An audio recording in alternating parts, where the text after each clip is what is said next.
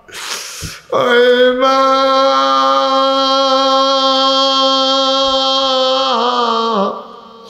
যারা কবরে শোয়াইছ তোমার মা কবরে শুয়া শুয়া কান্দে রে।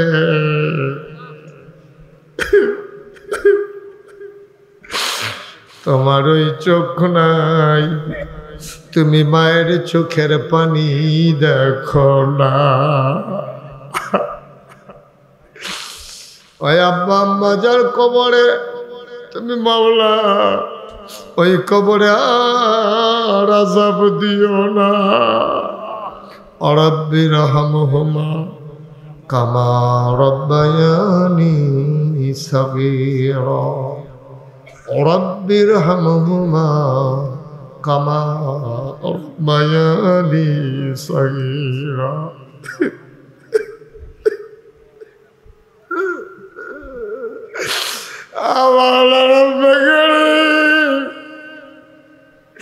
এই দেশটারে নতুন করে স্বাধীন করতে গিয়া যারা নিজেদের জীবন বিলিয়ে দিল, আল্লাহ যারা শহীদ হয়ে গেল গো আল্লাহ, তুমি তাদের কবরগুলোরে জান্নাতের টুকরা বানাইয়া দাও। আয় আল্লাহ তাআলা যারা অসুস্থ হয়ে বিছানায় পড়ে আছে তুমি মাওলা শিফায়ে কামেলা নসিব করে দাও। ইঞ্জিনিয়ার হক সাহেব আমার বড় মহব্বতের আমার শ্রদ্ধার মানুষ, দীর্ঘ দীর্ঘ নেক হায়াত তুমি দান করে দাও। আরো বেশি বেশি মুরব্বীদেরকে দীর্ঘ দীর্ঘ হায়াত দিয়ে দাও গো আল্লাহ। মাওলা রব্বে করিম ওলামায়ে কেরাম হাত বাড়িয়ে দিয়েছে, আয় আল্লাহ তাআলা ওয়ারিসাতুল আম্বিয়ার দরজা তুমি দান করে দাও। আয় আল্লাহ তাআলা বিদেশে যারা পড়ে আছে আমার আদরের নাসিম সহ আরো যারা বিদেশে পড়ে আছে সবাইকে আল্লাহ সহি সালামতে বিদেশি জিন্দেগি করার তৌফিক দান করে দাও ইয়া রাব্বাল আলামিন। মাওলা রব্বে করিম এই এলাকার মানুষগুলো সবাই মিলেমিশে ভাই ভাই ঠাই ঠাই হয়ে ইসলামী জিন্দেগি করার তৌফিক তুমি দান করে দাও। আয় আল্লাহ তাআলা এই দেশটাকে তুমি কবুল করো, এই দেশের স্বাধীনতা সার্বভৌমত্ব তুমি রক্ষা করো গো মাওলা। শয়তানের শয়তানি, মানুষের শয়তানি, জিনের শয়তানি থেকে তুমি মাওলা আজকের আমাদেরকে তুমি মাওলা হেফাজত করে রাখো। আয় আল্লাহ তাআলা যার যত অভাব আছে দূর করে দাও, যার যত পেরেশানি আছে উদ্ধার করে নাও, যারা ঋণগ্রস্ত ঋণ মুক্ত বানাইয়া দাও, যারা অসুস্থ শিফায়ে কামেলা নসিব করে দাও। আমরা যারা হাত বাড়াইলাম আমাদের সবাইকে ওলি বানাইয়া দাও। আয় আল্লাহ তাআলা আর রব্বে করিম, আয় আল্লাহ আমি যেমন করে চাইলাম যারা মাওলা মসজিদের জন্য দানের হাত বাড়িয়ে দিল তুমি মাওলা দানগুলোকে কবুল আর মঞ্জুর করে নাও। আয় আল্লাহ তাআলা মাদ্রাসাটাকে তুমি কবুল করো, এই মসজিদ তুমি কবুল করো, ঘরে ঘরে তুমি মাদ্রাসার ছাত্র পয়দা করে দাও। আয় আল্লাহ তাআলা রব্বে করিম মাওলা আমাদের এই দেশটাকে তুমি মাওলা হেফাজত করে রাখো। সবাই মিলেমিশে একসাথে চলার তৌফিক দান করে দাও। হিংসা বিদ্বেষ ঝগড়া মারামারি কাটাকাটি এইগুলা থেকে আমাদের দেশটাকে তুমি হেফাজত করে রাখো। রব্বানা ফাগফির লানা যুনুবানা ওয়া কাফির আন্না সাইয়্যাতিনা ওয়া তাওয়াফানা মাল আবরার।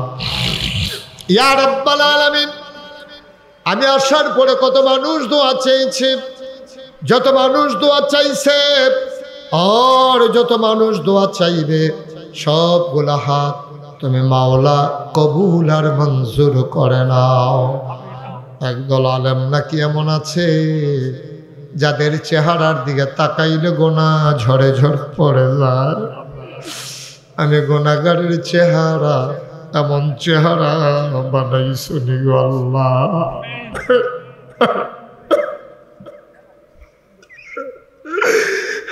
একদল আলেমরা কেমন আছে যাদের হাতে হাত লাগাইয়া মুসাফা করলে আমল নামায় আর গুনাহ থাকে না। আমি গুনাহগারের হাত এমন হাত বানাই শুনি গো আল্লাহ। আমিন আমিন আমিন ইয়া রাব্বাল আলামিন। হায়াত যেদিন শেষ হয়ে যাবে, রুহু যেদিন গলার মাঝামাঝি আটকে যাবে, ওই কঠিন মুসিবতের সময় তুমি রাজি থেকে তোমার হাবিবকে রাজি রেখে আমাদের কণ্ঠে ওই মধুর কলেমা তুমি জারি করে দিও, লা ইলাহা ইল্লাল্লাহ মুহাম্মাদুর রাসূলুল্লাহ সাল্লাল্লাহু আলাইহি ওয়াসাল্লাম। আসসালামু আলাইকুম ওয়া রাহমাতুল্লাহ।